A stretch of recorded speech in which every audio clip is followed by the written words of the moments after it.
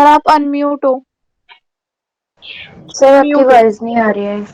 आवाज हाँ yes sir. जी। ठीक है। तो हम इसमें जो है फर्स्ट यूनिट का पार्ट करेंगे, टाइम वैल्यू ऑफ मनी वाला। न्यूमेरिकल पार्ट हमें सिर्फ करना है ऑनलाइन में, ठीक है, थ्योरी पार्ट नहीं करना है।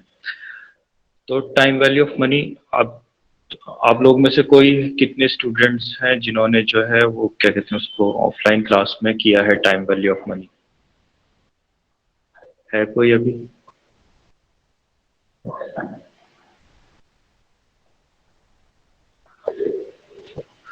तो टाइम वैल्यू ऑफ मनी हमें करना है।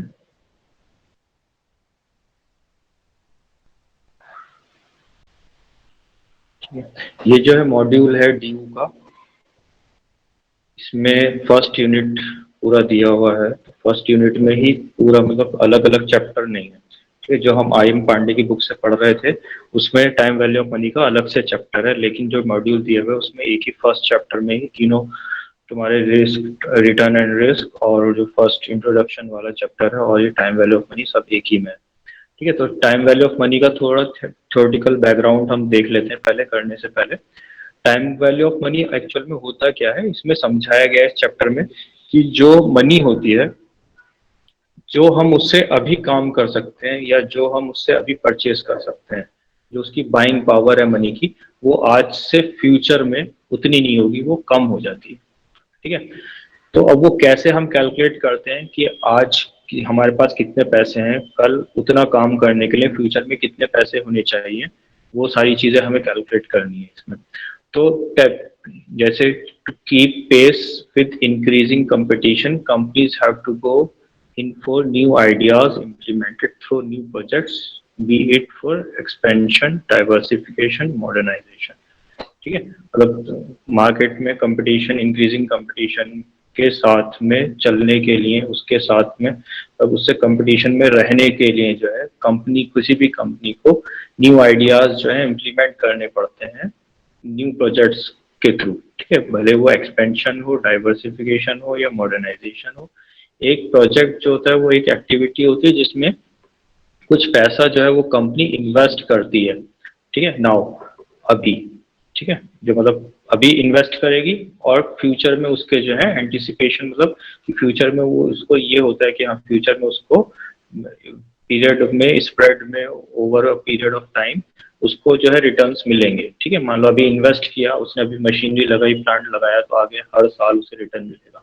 तब spread over a period of time जो है फ्यूचर में उसको बेनिफिट्स मिलते रहेंगे, ठीक है। इस उसमें उम्मीद में, एंटिसिपेशन में वो कुछ पैसा जो है इन्वेस्ट करती है, ठीक है। लेकिन अब how do we determine whether the project is financially viable और नॉट, कि अब ये कैसे हम पता लगा पाते हैं कि हमारे लिए वो वायबल होगा या नहीं होगा जो हम इन्वेस्ट कर रहे हैं, ठीक है। जो हमारा इमीडिएट रिस्पॉन्स होगा इस क्वेश्चन को वो ये होता है कि बेनिफिट हम देखते हैं उसमें कि हमें over a future, future period of time में कितना हमें मिल रहा है और अभी हम कितना इन्वेस्ट कर रहे हैं। इनिशियल इन्वेस्ट हमारा कितना है और फ्यूचर में हमारा कितना आएगा। जैसे सपोज करो मैंने अभी लगाया 1 लाख रुपए किसी भी प्रोजेक्ट में, और उसमें मुझे 10 साल तक 10-10 हज़ार रुपए मिलेंगे या 10 साल तक 20-20 हज़ार रुपए मिलेंगे, तो मैं क्या देखूंगा, 10 साल में मुझे 20-20 हज़ार मिलके मेरे को टोटल 2 लाख रुपए मिलेंगे, ठीक है। और प्रेजेंट में मैंने कितने लगाए, 1 लाख रुपए लगाए, ठीक है। तो हम कंपेयर करते हैं कि हमें कितना रिटर्न मिलेगा और कितना हम उसमें खर्चा करेंगे।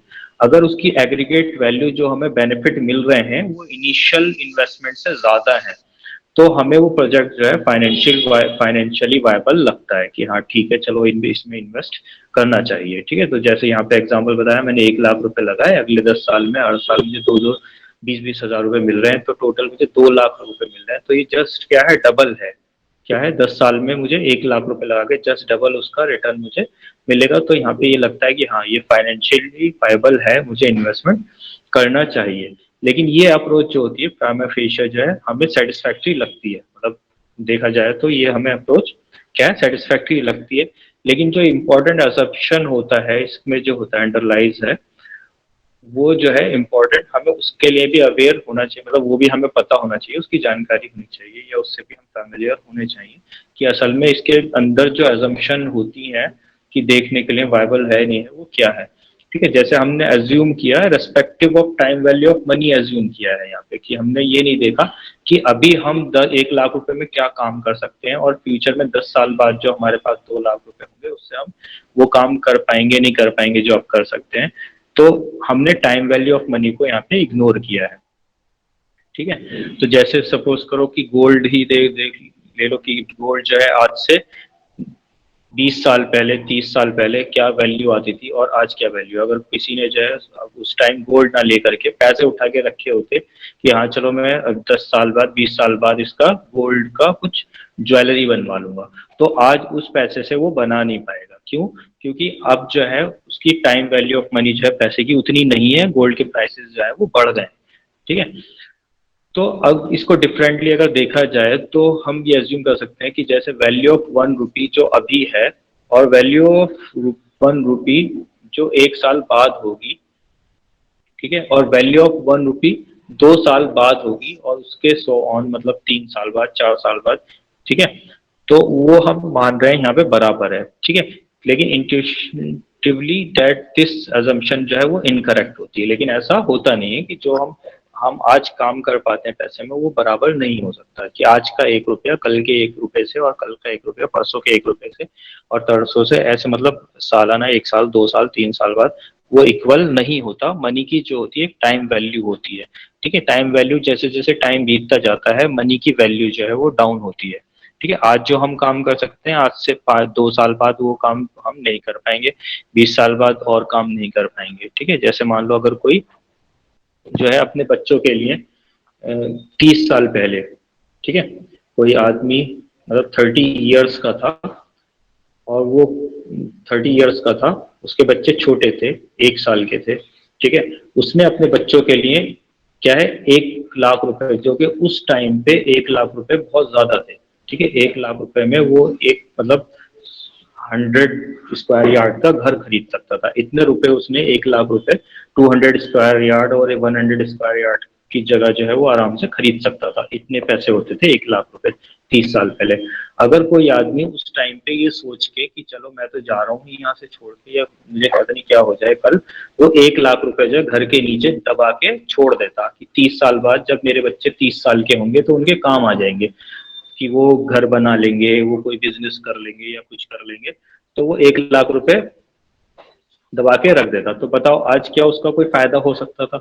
आज उसका कुछ इतना नो फायदा सर। उनको नहीं, ठीक है, इतना फायदा उनको नहीं मिल पाता जितना उस टाइम पे उसका 1 लाख रुपए का था। ठीक है, और अगर 500 के और 1000 के होंगे तो वो तब तो बिल्कुल बेकार हो गए होंगे। ठीक है, तो क्या है कि टाइम वैल्यू ऑफ मनी होती है।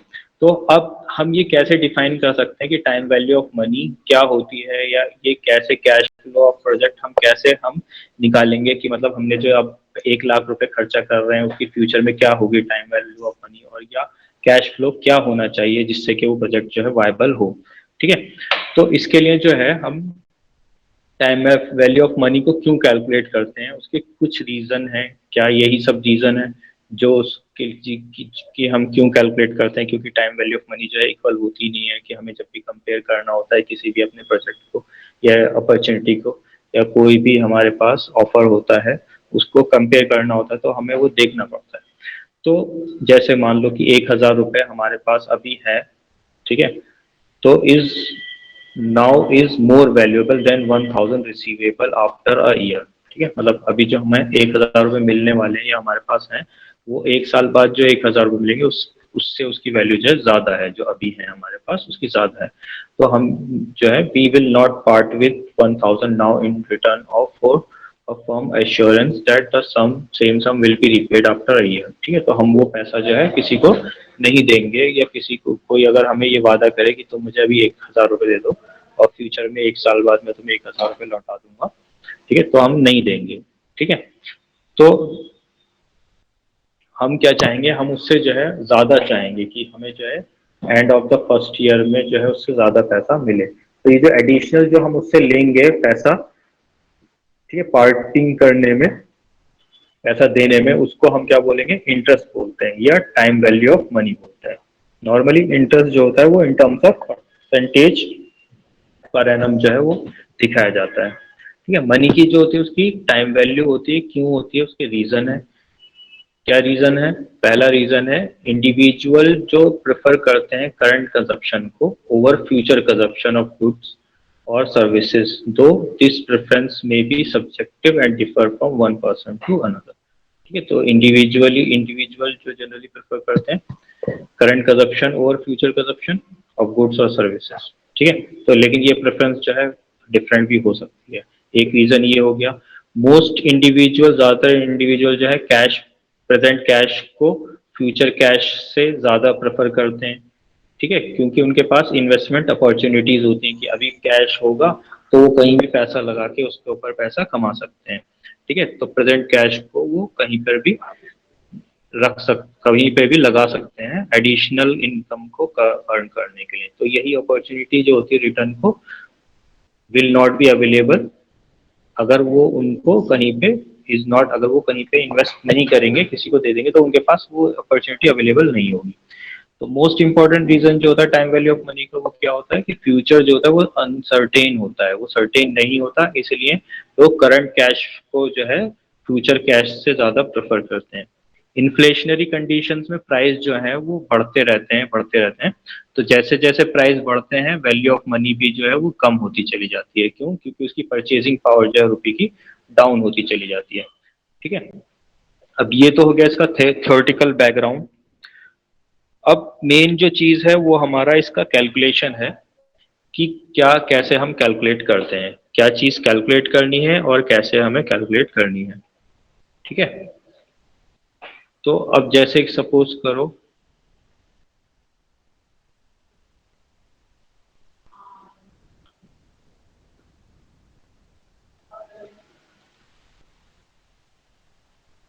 कि हमारे पास अभी जो प्रेजेंट में वैल्यू है, ठीक है, अभी क्या है 2000, मान लो 2022 है। ठीक है, तो प्रेजेंट है हमारा। ठीक है, और फ्यूचर अगर 10 साल बाद की बात करें 2032, ठीक है, ये क्या है? फ्यूचर है। ठीक है, तो अभी जो हमारे पास पैसे हैं,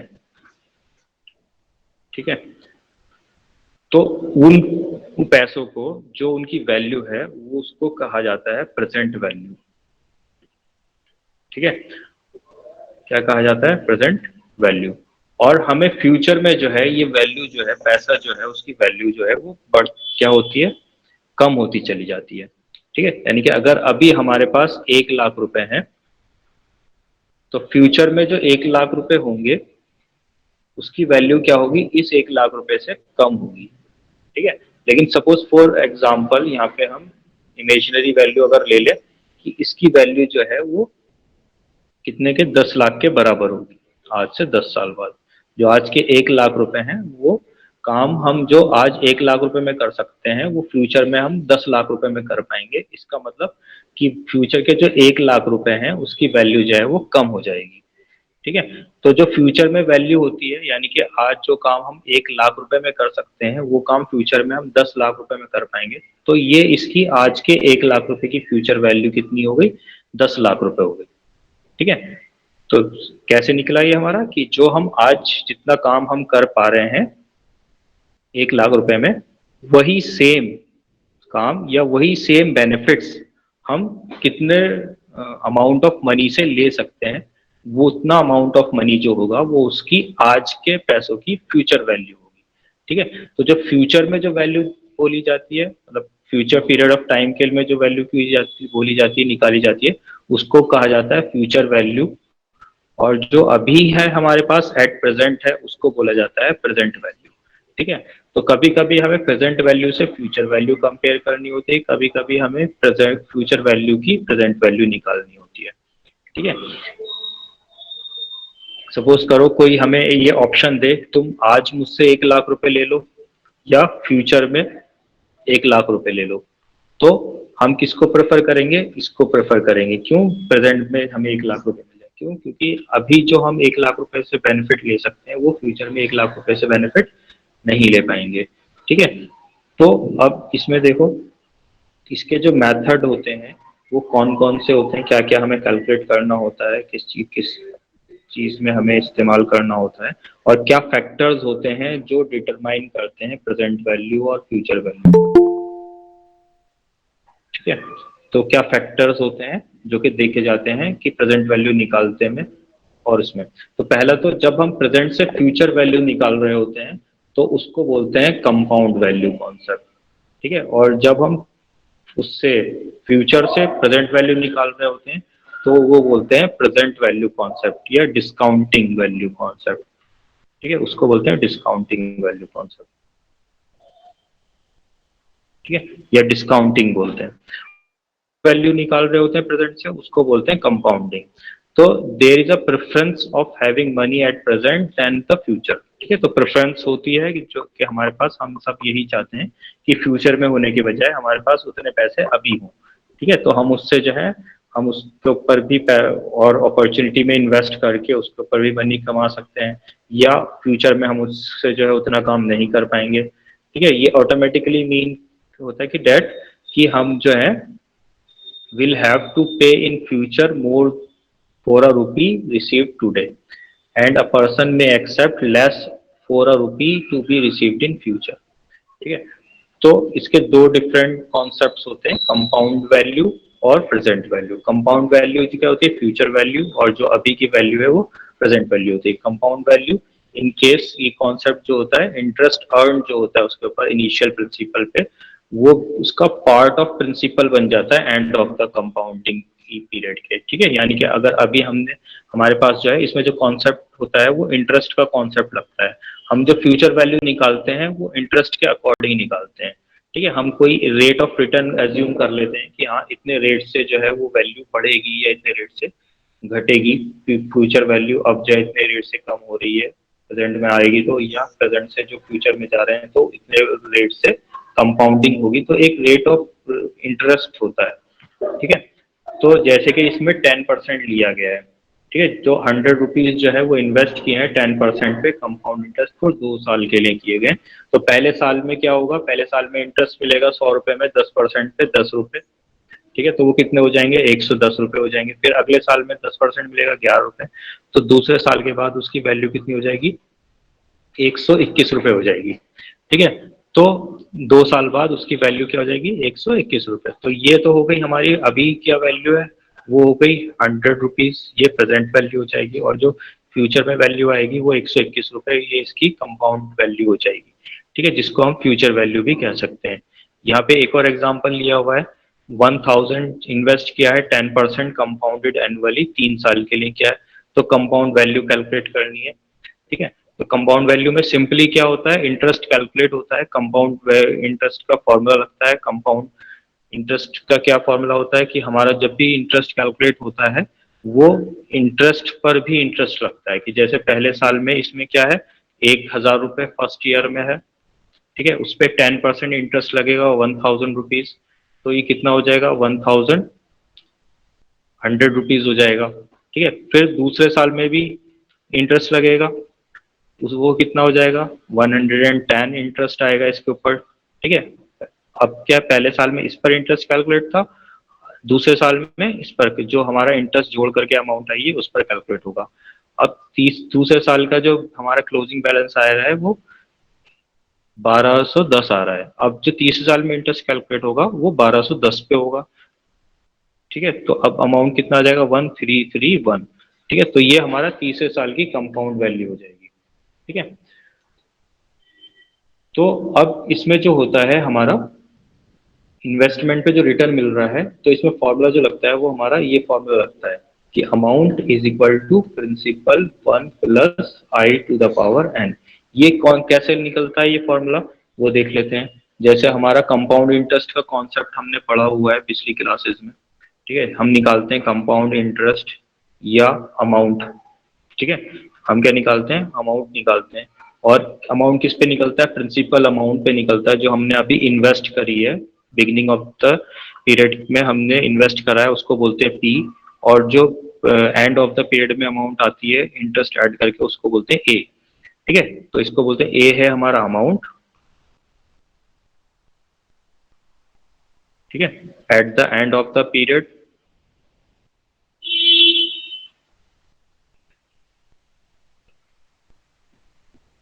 ठीक है, पी है हमारा प्रिंसिपल। ठीक है। और इस पर हम इंटरेस्ट जो लगाते हैं वो इंटरेस्ट का फॉर्मूला होता है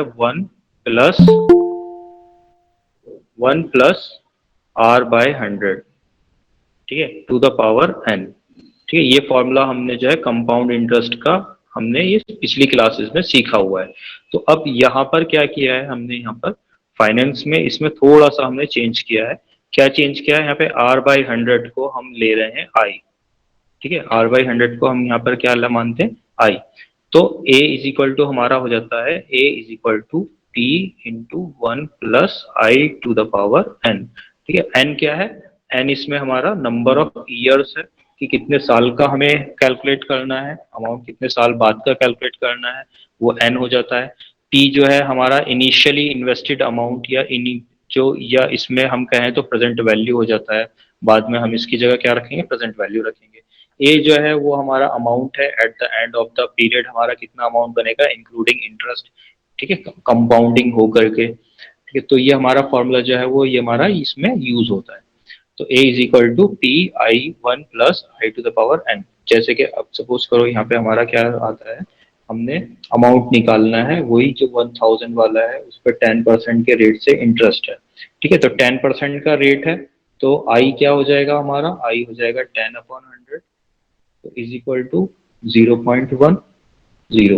ठीक है, और पी क्या है, 1000 है, पी की जगह रखेंगे 1000। आई क्या हो गया, 1 प्लस आई हो गया हमारा 0.1, और इसकी पावर एन, एन कितना है, 3 ईयर्स के लिए निकाला है तो यहाँ पर 3 आ जाएगा। ठीक है, तो 1000 और यहाँ पर 1.1 की पावर 3। ठीक है, 1.1 की पावर 3 की वैल्यू कितनी आती है, इंटू 1.331 आती है। इसको मल्टीप्लाई करेंगे तो हमारा क्या आ जाएगा, 1331। तो ये हमारा अमाउंट हो जाएगा 3 साल के बाद कितना वैल्यू हो जाएगा 10% के रेट से, अगर वो इन्वेस्टेड हो कितना, 1000 रुपीज। ठीक है, तो 3 साल के बाद उसकी वैल्यू हो जाएगी 1331। ठीक है, तो ये जो हमारा होता है, अब इसमें फाइनेंस में जो है हमें एक टेबल दी होती है जिसको बोलते हैं कंपाउंड वैल्यू फैक्टर। ठीक है, यहाँ पे हम क्या कर रहे हैं, कंपाउंड वैल्यू निकाल रहे हैं। तो कंपाउंड वैल्यू फैक्टर जो हमारा ये वाला पार्ट होता है इसको बोल रहे हैं कंपाउंड वैल्यू फैक्टर। ठीक है, तो ये जो कंपाउंड वैल्यू फैक्टर है इसके लिए जो है हमारा फाइनेंस में एक अलग से टेबल दी हुई है। ठीक है, अगर हमें प्रेजेंट से फ्यूचर वैल्यू निकालनी है तो उसमें हमारा अमाउंट निकालने के लिए यहाँ पे 1 + i⁴ से मल्टीप्लाई करना होता है। ठीक है, तो इसको कंपाउंड वैल्यू फैक्टर कहा जाता है। तो ये किसके लिए, 1 रुपी के लिए। ठीक है, एक टेबल दी है उसमें हम कैलकुलेट कर सकते हैं, अलग अलग रेट पे और अलग अलग पीरियड में हम कर सकते हैं। ठीक है, इसमें हमारा ये डिटरमाइन किया जाता है पहले आई कितना है और एन कितना है, तो इसको बोलते हैं CVF, एन और आर। ठीक है, तो एन देखते हैं कितना है और आई देखते हैं कितना है, और CVF टेबल में उसको हम देख ढूंढते हैं कि कहाँ पे कितना वैल्यू आएगा। अब जैसे हमारा इसमें ये टेबल दिया हुआ है, तो ऊपर की तरफ ये है इंटरेस्ट रेट दिए हुए हैं ये सारे, 1%, 25, ये सॉरी ये 2% है, मिस प्रिंटिंग है इसमें, 2%, 3%, 4%, 5%, 6, 7, 8, 9, 10, 11, 12, 13, 12, 14 और 15%। ठीक है, और यहाँ पर जो है नीचे नंबर ऑफ ईयर्स दिए हुए, पीरियड दिया हुआ है, ये एन की वैल्यूज है, नीचे एन की वैल्यूज है और ये आर की वैल्यूज है। ठीक है, वहां पे हम पीछे आई की बात कर रहे थे लेकिन यहाँ पे हम आर की बात कर रहे हैं, तो ये आर की वैल्यूज है वहां पे, क्योंकि CVF टेबल में एन आर देखना है हमें। ठीक है, तो यहाँ पर 1 रुपी वाले में, तो यहाँ पर क्या है, अब जैसे कि हमारा ये वाला एग्जाम्पल था उसमें हमारा 3 साल के लिए क्या निकालना है, अमाउंट निकालना है प्रिंसिपल का, कितने साल के लिए, 3 साल के लिए, 1 + i⁴ ठीक है, तो आर है उसमें, आर है हमारा, तो इसमें डायरेक्ट हम इसकी जगह CVF रखेंगे factor, CVF factor P into CVF factor n और आर। सर इस टेबल को लर्न करना पड़ेगा? नहीं, ये टेबल जो है एग्जाम में दे दी जाती है, इसकी वैल्यूज बता दी जाती है। ठीक है, अगर क्वेश्चन में ऐसा क्वेश्चन ओके। आए कि टेबल ना दी हो तो उस सिचुएशन में हमें जो है वो फॉर्मूला वाला यूज करना पड़ेगा, कौन सा, कि जो फॉर्मूला होता है ना ये वाला। Okay okay. कैलकुलेट करना पड़ेगा कैलकुलेटर से। ठीक है, तो अगर सीवीएफ टेबल दी हुई है तो हम वहां से वैल्यूज जो है वो आइडेंटिफाई कर सकते हैं कौन कौन सी वैल्यूज हैं। जैसे यहाँ पे प्रिंसिपल कितना है हमारा 1000 है। ठीक है, इसको हमें सीवीएफ वैल्यू से मल्टीप्लाई करना है। एन कितना था इसमें, सीवीएफ एन हमारा 3 था और आर हमारा 10% था। तो 3 में 3 ईयर्स में कहाँ पे देखेंगे, 3 ईयर्स, 3 ईयर्स ये है। और एन कितना है 10, एन कितना है 10, 3 ईयर्स में डायरेक्ट हमें जो वैल्यू है वो कैलकुलेट करने की जरूरत नहीं है। ठीक है, अगर हमारा 30 ईयर्स का पीरियड है और 15% बोल रहा है तो डायरेक्ट 30 ईयर्स ये आ गया और 15% ये आ गया, तो हमें डायरेक्ट वैल्यू यहाँ से मिल जाएगी। हमें कोई कैलकुलेशन करने की जरूरत नहीं होगी। ठीक है, डायरेक्ट हमें वैल्यूज को यहाँ से उठा के रखना है और फिर तो उस सर वैल्यू इसका से मतलब मोर देन 30 ईयर्स नहीं आ सकता, जैसे मोर देन 40 ईयर्स, 50 ईयर्स? वो अगर हम वो है इसी तो से, कैलकुलेट ही करना पड़ेगा। हाँ वो इसी से कैलकुलेट, इसी टेबल से जो है वो कैलकुलेट हो जाता है। सर वो कैसे होगा? अगर वो 40 कैसे, ईयर्स आ गया तो फिर कैसे होगा? वो 40 ईयर्स कैसे होगा वो बता देता हूँ मैं, देखो। जैसे सपोज करो ये है हमारा 40 ईयर्स है, मतलब 1 + i⁴ ऐसे रखेंगे ना। मान लो ये 10% है, 1.1 हो जाएगा, 1.1 की पावर 40 ईयर्स होगा। ठीक है, तो 40 ईयर्स हमारा अगर तोड़ें तो वो कैसे टूट सकता है, 1.1 की पावर 10 × 2, 10 × 4 हो सकता है, हाँ या जी। 20 × 2 भी हो सकता है।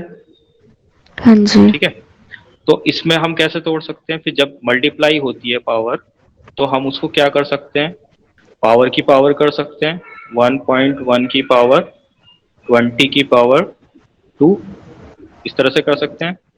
हम्म। ठीक है, तो 1.1 की पावर ये फाइंड आउट कर लो उसमें से और फिर उसका स्क्वायर कर दो।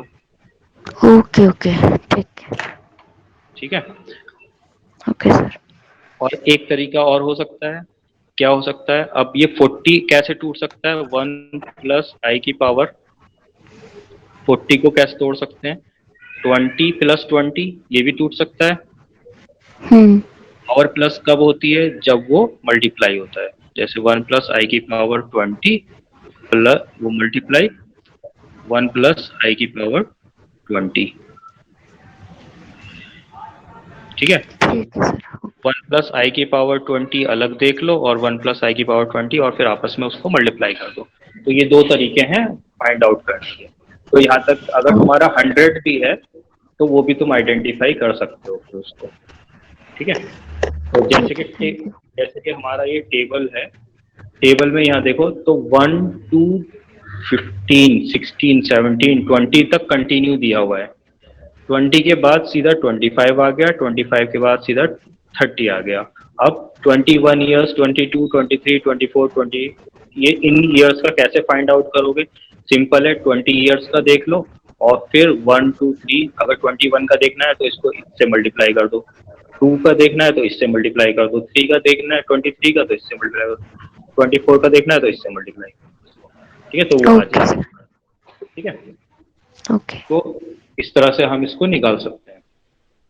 अब क्या बता रहे थे हम, हाँ, तो डायरेक्ट हमें क्या करना होता है, सीधा सीधा इसको प्रिंसिपल से सीवीएफ की वैल्यू को मल्टीप्लाई करना होता है। जैसे इसमें 3 ईयर्स में 10% पे हमारा ये आया था, तो डायरेक्ट हमने यहाँ से देखा और इसको डायरेक्ट यहाँ से मल्टीप्लाई कर दिया, तो ये हमारे 3 साल के बाद वाली वैल्यू हमारी आ जाएगी।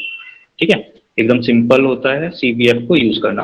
अब हमें बस ये पहचानना होता है सीवीएफ को हमें कब देखना है, सीवीएफ टेबल को कब देखना है, जब हमें प्रेजेंट वैल्यू से फ्यूचर वैल्यू निकालनी है, और वो हमारा क्या है, लमसम है। ठीक है, जब हमें कंपाउंडिंग करनी है, यानी कि प्रेजेंट से फ्यूचर में कंपाउंडिंग करनी है एक लमसम अमाउंट की, इकट्ठे अमाउंट की, तब हम क्या देखेंगे, सीवी सीवीएफ टेबल देखेंगे।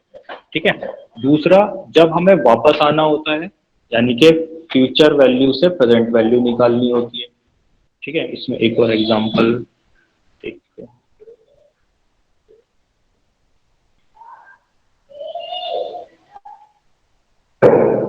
अच्छा ये है, ठीक है, तो अब ये हो गया हमारा, इसमें इन्होंने डायरेक्ट इससे दिखा दिया। अब नॉन एनुअल कंपाउंडिंग, अगर हमारा एनुअल कंपाउंडिंग नहीं है, ठीक है, यानी कि कंपाउंडिंग एनुअली नहीं हो रहा, तो उस सिचुएशन में क्या करेंगे? नॉन एनुअल मतलब मल्टीपल मल्टीपल पीरियड कंपाउंडिंग बोलते हैं, यानी कि एक साल में 2 बार, एक साल में 4 बार, ठीक है, क्वार्टरली होता है, compounded quarterly, compounded half yearly या कंपाउंडेड मंथली होता है।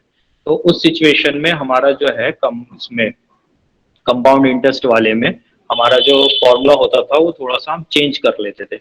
उसको क्या कर लेते थे, जैसा हमारा अमाउंट का फॉर्मूला होता था 1 A = P1+R/100 तो उसमें क्या करते थे हम, यहाँ पर R को M से डिवाइड कर देते थे, 1+R को M से डिवाइड कर देते थे, और N को M से मल्टीप्लाई कर देते थे। ठीक है, तो वही काम हमें यहाँ पे करना है, I को M से डिवाइड कर देना है और N को M से मल्टीप्लाई कर देना है।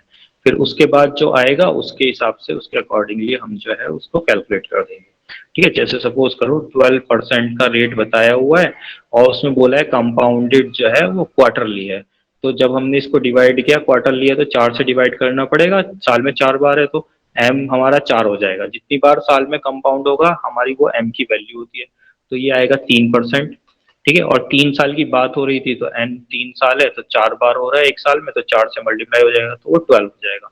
तो हम देखेंगे 1+I जो है वो हमारा 3% हो जाएगा, 0.03, यानी कि एन जो है फिर हमारा जो है उसमें टेबल में देखेंगे एन 12 पर देखेंगे, और आई रेट जो है वो हम फिर 3% में देंगे, तो 3% में 12 ईयर्स पे फिर हम उसको चेक करेंगे। ठीक है, तो जैसे ये एग्जांपल दिया हुआ है कि एक डिपॉजिट किया है ए ने 10,000 रुपीज बैंक में 3 ईयर्स के लिए, और बैंक जो है उसे 10% हाफ ईयरली रिटर्न दे रहा है। कितना दे रहा है? हाफ ईयरली 10% दे रहा है। ठीक है, half yearly compounded, calculate compound value find out करनी है। तो यहाँ पर 10% को 2 से डिवाइड कर दिया गया है और 3 को 2 से मल्टीप्लाई कर दिया गया है, तो ये हमारा 5% आएगा और 6 पे आएगा। ठीक है, ये क्वेश्चन जो है मिसप्रिंटिंग है, इसमें एरर है। ठीक है, ये गलत कैलकुलेट किया हुआ है। ठीक है, समझ में आ रहा है गलत कैसे है ये?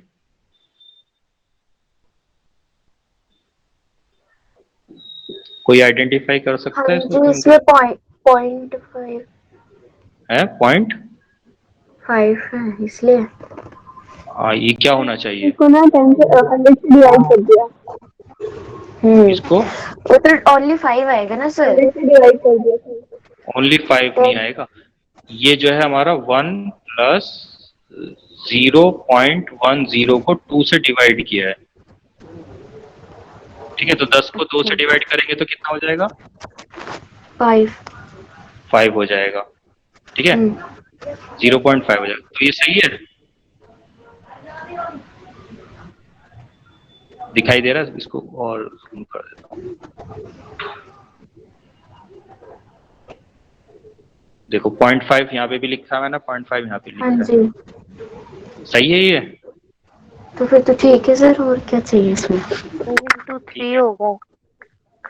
ये जो है जब हम डिवाइड करते हैं तो ये हम इसको डिवाइड करेंगे 1 से, तो 1 डिवाइड नहीं हो पाएगा, तो वो 0.0 आएगा, फिर 1 कैरी जाएगा, फिर 10 डिवाइड होगा, तो ये 0.05 आएगा। ठीक है, तो हाँ, ये गलत है। 0.0। तो यहाँ पे क्या होना चाहिए? 0.05 होना चाहिए, तो 0. सर एक बार दोबारा बताना, ये 1+ वाला जो भी आपने बताया ये 0.05 कैसे है? 0.0 को जब हम 2 से डिवाइड करेंगे तो यहाँ पे पॉइंट लगा हुआ है। ठीक है, तो 0 को डिवाइड किया, 0 टाइम्स जाएगा, फिर पॉइंट लगाएंगे तब आगे बढ़ेंगे। 1 को डिवाइड किया, 0 टाइम्स जाएगा, 2 से डिवाइड ही नहीं हो सकता 1। ठीक है, तो फिर ये 1 आगे कैरी जाएगा, फिर ये हो गया 10, 10 5 टाइम्स डिवाइड होगा। ठीक है, तो ठीक है इसका सर। आंसर आएगा 0.05 आएगा। इसको वैसे भी रखकर अगर देखें हम, जैसे सपोज करो अगर वैल्यू ये होती है हमारी 2.10, ठीक है, 2.10 होती। या इसको दूसरी तरह से भी हम कर सकते हैं, यहाँ पर 0.10/2 है, तो अभी जो है हम इसको पॉइंट को भूल जाते हैं, पॉइंट को हटा देते हैं, पॉइंट की जगह हम ऊपर नीचे 100 से मल्टीप्लाई कर देते हैं, तो ये 100 के ये पॉइंट हमारा ओए, हो गया, तो किससे ये करा है तूने? हमारा, पापा वाले से करा है तो कॉल उठाने देती है, अब कॉल ये जाने दे। डिवाइड हो जाएगा बात तो तो बता। ये 5 हो जाएगा और फिर नीचे ये 100 है, तो जब इसको डिवाइड करेंगे वापस 100 से तो वो हमारा 0.05 आएगा। ठीक है, तो ये जो है मिसप्रिंटिंग है इसमें। समझ में आ गई क्या मिसप्रिंटिंग थी? अब इसके बाद यस सर। Yes sir. इसके बाद इसको कैलकुलेट करके ये वैल्यू इसकी सही होगी, क्योंकि ये इन्होंने जो है टेबल से देखकर ही रखी होगी। ठीक है, ऊपर 6 है पावर और नीचे 0.5, यानी कि 6 ईयर में 5% पर देख लो अगर, तो हमारा यही आएगा। जैसे टेबल है 6 ईयर में 5% पर 1.340 आ रहा है, 1.340, तो ये 1.340 आ जाएगा और फिर इसको 10,000 से मल्टीप्लाई करके हमारा ये आ जाएगा। तो ये हमारा 3 साल बाद कंपाउंडेड हाफ ईयरली के रेट्स 10% के रेट से हमारा वो हो जाएगा 11,340 रुपए। ठीक है, अब क्या होता है कि ये तो अभी तक जो बात चल रही थी वो एक लमसम अमाउंट की चल रही थी, यानी कि इकट्ठा अमाउंट जो है वो निकला और 3 साल बाद वो इतना हो गया, या 10 साल बाद इतना हो गया, 40 साल बाद इतना हो गया। ठीक है, इकट्ठे लमसम अमाउंट की बात थी। ठीक है, अब सीरीज ऑफ कैश फ्लो होता है, यानी कि कभी कभी कोई क्या करता है, जितना पैसा होता है साल में वो जब जमा करता रहता है, फिर उसके बाद कुछ साल बाद देखता है उसके पास कितने हो गए, वो फाइंड आउट करना है। ठीक है, और इसमें क्या है, अनइक्वल अमाउंट है। जैसे यहाँ पर एग्जांपल लिया गया है कि 500 फर्स्ट ईयर में, सेकंड ईयर में 1000, थर्ड में 1500, फोर्थ में 2000, फिफ्थ में 2500। ठीक है, 5 साल तक इसने सेविंग बैंक में जो है ये जमा करता रहा है और इसको जो रेट मिल रहा है वो 5% का मिल रहा है, और फिफ्थ ईयर में कितने उसके पास होंगे। ठीक है, फिफ्थ ईयर के एंड में कितने पैसे उसके पास होंगे, तो यहाँ पे हम जो है टाइम पीरियड को देखना होता है। अब फ्यूचर की वैल्यू निकाल रहे हैं, तो अब जो टाइम कंसीडर किया जाएगा जो पहले साल के आखिर में होगा, अब देखेंगे वो कितने साल तक बैंक में रहेगा या कितने साल तक उसको कंपाउंड करना पड़ेगा। तो फ्यूचर वैल्यू निकाल रहे हैं तो हमें यहाँ से आगे का टाइम पीरियड देखना होता है कि आगे कितना टाइम पीरियड उसको लगेगा। ठीक है, तो अब ये क्या कर रहा है, अब ये भी हमें देखना है, ये बिगिनिंग ऑफ द ईयर में कर रहा है या एंड ऑफ द ईयर में कर रहा है, वो भी जरूरी होता है। तो यहाँ पर जो बात थी ये ईच ईयर की बात कर रहा है सेविंग बैंक में। ठीक है, पीरियड नहीं बता रहा है, तो पीरियड जब भी नहीं बताएगा तो उसमें हम बाय डिफॉल्ट एंड का ही मानेंगे कि वो एंड ईयर एंड में ही डिपॉजिट कर रहा है। ठीक है, फाइनेंस में अभी ये टाइम वैल्यू ऑफ मनी में कहीं पर भी वैल्यू का आता है, वैल्यू की बात आती है कि कब जमा हो रही है, जब टाइम पीरियड नहीं बताया कि कब जमा हो रही है, कैश फ्लो किस पे हो रहा है, बिगिनिंग में हो रहा है या एंड पे हो रहा है, तो उसको बाय डिफॉल्ट हम एंड ऑफ द पीरियड ही मानेंगे। ठीक है, तो ये ईच ईयर जमा कर रहा है तो इसका मतलब ये फर्स्ट ईयर के एंड में उसने डिपॉजिट किया है, तो जब उसने फर्स्ट ईयर के एंड में किया है तो उसको आगे कितने साल का इंटरेस्ट मिलेगा उसके ऊपर, 4 साल का मिलेगा। ठीक है, पहले साल का तो उसे मिलेगा नहीं। जैसे अगर हम ये टाइम पीरियड की लाइन बनाए यहाँ पर, ये हमारा 0 होता है, ये 1 होता है, ये 2 होता है, ये 3 होता है, ये 4 होता है और ये 5 होता है। ठीक है, तो अब उसने जो है ये साल यहाँ से शुरू हुआ, उसने एंड में यहाँ पे जमा किए हैं पैसे। ठीक है, ईयर एंड पे, तो आगे कितना पीरियड बचा उसके लिए, 1 साल, 2 साल, 3 साल, 4 साल। ठीक है, 4 ईयर्स बचे हैं, तो इस पे जो इंटरेस्ट मिलेगा टाइम फैक्टर जो होगा वो 4 ईयर्स का होगा। इसी तरह से अगले वाले पे आगे के देखे जाएंगे, आगे 3 साल होंगे, इस थर्ड वाले पे आगे 2 साल होंगे, और फोर्थ वाले पे आगे 1 साल होगा, और फिफ्थ वाले पे एंड ऑफ द पीरियड ही है, और end of the period end of the fifth year ही हमें निकालना है, तो इसमें इंटरेस्ट जो लगेगा वो 0 ईयर का लगेगा। ठीक है, अब कंपाउंडेड ये जो है 5 रेट के हिसाब से, 5% के हिसाब से ये सीवीएफ वैल्यू लिखी हुई है इसमें। ठीक है, तो यहाँ पे हमें रखना है सीवीएफ, तो इसको यहाँ काट करके इसको सीवीएफ हम रख सकते हैं डायरेक्ट। तो CVF value at n r हम देख लेंगे, तो सब में रेट तो 5% है, आर क्या है 5% है, और पीरियड जो है वो 43210 है। तो 43210 में पीरियड में हम 5% पे टेबल से डायरेक्ट देख करके इसमें रख सकते हैं। ठीक है, जो ये टेबल है हमारे पास 5% पर फोर ईयर्स में 1.216, 1.158, 1.102 और 1.050। ठीक है, चारों साल का ये इसमें टेबल से देख करके हमने यहाँ पर पुट कर दिया है। तो जो 0 ईयर है तो वहाँ पे 1 हो जाता है बाय डिफॉल्ट, वहाँ पे हमारा इंटरेस्ट बिल्कुल नहीं लगता, तो जो वैल्यू होती है वही की वही रहती है, तो उसको 1 से मल्टीप्लाई किया जाता है। ठीक है, तो अब इसको क्या करेंगे हम, जो हमारे पास ये फैक्टर आ गया कंपाउंड वैल्यू फैक्टर, इसको मल्टीप्लाई कर देंगे डायरेक्ट उसके प्रेजेंट वैल्यू से, और प्रेजेंट वैल्यू से मल्टीप्लाई करने के बाद उसका हमारा फ्यूचर वैल्यू आ जाएगा कि 5th ईयर एंड में उसकी क्या वैल्यू है। तो हर कैश आउटफ्लो की हमने फ्यूचर वैल्यू ये कैलकुलेट कर ली है, और फिर इसको टोटल करके ये हमारा टोटल कैश आउटफ्लो की 5 ईयर्स के बाद हमारी फ्यूचर वैल्यू आ जाएगी।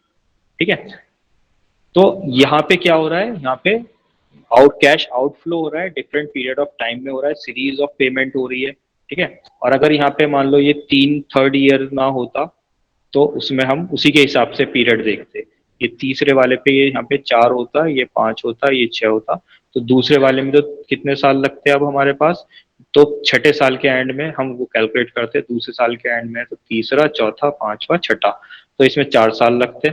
और यहाँ पे पहले वाले में छठे साल तक, पहला के बाद दूसरा, तीसरा, चौथा, पांचवा, छठा, यहाँ पे 5 साल लगते। फिर ये चौथे साल के एंड में हो रहा है, तो चौथे साल के एंड में तो चौथे साल का तो लगेगा नहीं, पांचवा और छठे साल का लगेगा, तो ये 2 हो जाता। ठीक है, छठे साल के एंड में तो पांचवें साल के एंड में तो पांचवे का नहीं लगेगा, छठे साल का लगेगा सिर्फ। तो हमें आगे पीरियड देखना है कि आगे कितना पीरियड है, फ्यूचर वैल्यू निकालते टाइम पर क्या देखना है, आगे का पीरियड देखना है कि आगे कितना पीरियड है। ठीक है, तो अब ये इस हिसाब से हमें फिर मल्टीप्लाई करके सबकी फ्यूचर वैल्यू निकाल देंगे। अब एक होता है कि हम कंटिन्यू इक्वल अमाउंट जो है वो हमारा मतलब पीरियड ऑफ टाइम में, रेगुलर पीरियड ऑफ टाइम में इक्वल अमाउंट का आउटफ्लो होता है या इनफ्लो होता है। ठीक है, तो उसको हम बोलते हैं एन्युटी, उसको क्या बोलते हैं, एन्युटी। तो period equal period of time होता है और इक्वल अमाउंट का आउटफ्लो होता है या इनफ्लो होता है, तो उसको बोलेंगे एन्युटी। और उसकी फ्यूचर वैल्यू कैसे निकाली जाएगी, उसकी फ्यूचर वैल्यू निकालने के लिए हम एस एन फॉर्मूला जो होता है, सम ऑफ एन नेचुरल नंबर, उसका इस्तेमाल करके निकालते हैं। ठीक है, तो यहाँ पर जो फॉर्मूला होता है एस एन रखेंगे, sum of n number of outflows. ठीक है, तो यहाँ और यहाँ पे ए जो है वो क्या है, हमारा एन्युटी है, और ये वी आई और एन, ठीक है, ये उसका हमारा पीरियड और रेट ऑफ इंटरेस्ट है। तो कंपाउंड अमाउंट ऑफ एन्युटी हो जाएगा, और ये एन्युटी वैल्यू हो जाएगा, टेबल वैल्यू हो जाएगा एन्युटी। अब यहाँ पर जो होगा हम इसमें ये वाली टेबल में नहीं देखेंगे, इसको इसको इस टेबल में नहीं देखेंगे, क्योंकि इसमें जो है हमारा जो है वो ऐड होता चला जाता है। ठीक है, मान लो हमने जो है पहले साल 1000 रुपए लगाए, उस पर हमें 100 रुपए का इंटरेस्ट मिला। ठीक है, वो कितना होगा, 1000, वो 100 हो गए, फिर हम 1000 रुपए और लगा देंगे, उसके बाद 2100 रुपए हो जाएंगे, फिर उसके ऊपर इंटरेस्ट मिलेगा। ठीक है, तो ये इस तरह से होता है। तो अमाउंट जो है वो बढ़ता चला जाता है, क्योंकि एन्युटी उसमें और ऐड होता चला जाता है। ठीक है, तो उसमें जो फॉर्मूला लगता है, उसमें जो टेबल देखते हैं वो हम एन्युटी कंपाउंड वैल्यू फैक्टर वाली नहीं देखते हैं, उसमें देखते हैं हम एन्युटी वाली देखते हैं। ठीक है, कंपाउंड वैल्यू किसकी निकाल रहे हैं, एन्युटी की निकाल रहे हैं, फ्यूचर वैल्यू किसकी निकाल रहे हैं, एन्युटी की निकाल रहे हैं। तो compound value factor for annuity, for an annuity d. ठीक है, तो compound value factor for an annuity, तो जैसे मान लो कांस्टेंट सम ऑफ 100 जो डिपॉजिट हो रहा है सेविंग अकाउंट में at the end of the each year. ठीक है, तो यहाँ पे तो खास तौर से बताई हुई है and of the each year हो रहा है आउटफ्लो, लेकिन अगर नहीं भी बताई होती तो हम उसमें by default and of the year he suppose करते, एज्यूम करते, and of the year he assume किया जाता उसको। ठीक है, और ये कितने ईयर के लिए कर रहा है, 4 ईयर्स के लिए कर रहा है, 5% के रेट से कर रहा है। ठीक है, 5% के रेट से कर रहा है, तो कैलकुलेट करना है 4th ईयर में अमाउंट। तो यहाँ पे जो हम फॉर्मूला लगाएंगे, इसको ऐसे लिखने की बजाय हम लिख सकते हैं, क्या लिख सकते हैं, फ्यूचर वैल्यू, ठीक है, of annuity a is equal to annuity into CVFA, compound value factor for annuity n और आर, इस तरह से लिख सकते हैं। ठीक है, तो यहाँ पे R क्या है 5%, N क्या है नंबर ऑफ ईयर्स, और ये CVFA compound value factor for an annuity वाली टेबल देखेंगे। ठीक है, और यहाँ पे आएगी एन्युटी। एन्युटी में क्या लिखेंगे हम, यहाँ पे इंस्टॉलमेंट लिखेंगे, जो इंस्टॉलमेंट रेगुलर, जो इक्वल इंस्टॉलमेंट हमारा जा रहा है। ठीक है, तो यहाँ पे कितना है 100 रुपीज, तो एक ही जगह आ जाएगा 100 rupees into compound value factor, हम देख लेंगे टेबल से। ईयर कितना है इसमें, एन कितना है, एन 4 ईयर्स है, एन 4 ईयर्स है, और आर जो है हमारा वो कितना है 5% है, आर हमारा 5% है। तो टेबल इसमें नीचे दिया हुआ है, ये रहा टेबल। तो आर हमारा इसमें 5% है और एन हमारा 4 ईयर्स है, तो वैल्यू हो गई हमारी 4.310, जो कि अगर हम कंपाउंड वैल्यू फैक्टर में देखते हैं, कंपाउंड वैल्यू फैक्टर में 5% पे 4 ईयर्स में वो होता 1.216, जो कि इसमें ज्यादा है। ठीक है, इसमें compound value factor for NLT वाले में ज्यादा है। क्यों? क्योंकि इसमें हर साल जो है हमारा और इंस्टॉलमेंट भी ऐड होता चला गया है। तो ये 4.310 हो जाएगा, 4.310 हो जाएगा, इंटू कर देंगे उसके एन्युटी से, तो ये हमारा आ जाएगा SN। SN यहाँ पर फ्यूचर वैल्यू ऑफ एन्युटी। ठीक है, तो इसमें किसी को डाउट कोई? No sir. No sir. No sir. इसको जो है मैं रिकॉर्ड भी कर रहा हूँ, अगर किसी को देखना हो ना तो इसको मैं यूट्यूब पर भी डालूंगा, अगर रिकॉर्ड हो जाए अच्छे से तो। Okay sir. सर व्हाट्सएप पे भी शेयर कर देना आप। हाँ, मैं व्हाट्सएप पर शेयर कर दूंगा। तो इसका जो है आज का जो है हमारा ये जो है हम सिर्फ इतना ही रखेंगे फ्यूचर वैल्यू तक का। ठीक है, okay present sir. Present value जो है ओके हम सर। परसों क्लास में कर लेंगे, क्योंकि 1 आवर हो गया। अगर इसमें फ्यूचर वैल्यू में कोई डाउट तो पूछ लेना, इसका थ्योरी आप लोग पढ़ लेना। Okay sir. ठीक है, और अटेंडेंस का कैसे करना है? सर इनबॉक्स में लिख देते हैं। सर आप मार्क कर लेना। मार्क कैसे करते हैं, एक सेकंड।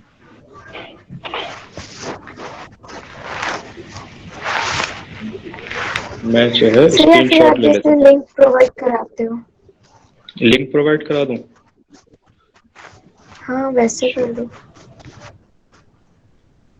अच्छा, लेकिन उस पर तो फिर सबके लिए वो कर देंगे। सर वैसे गूगल क्लासरूम का आप लिंक भेज सकते हो। अच्छा, एक काम हो सकता है, मैं लिंक जो है वो यही प्रोवाइड कराऊं।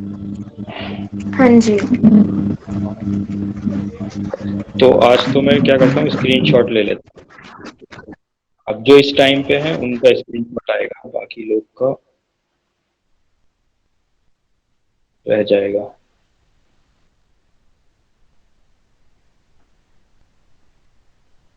ठीक, कोई ऐसा तो नहीं किसी और की मेल आईडी से लॉगिन हो?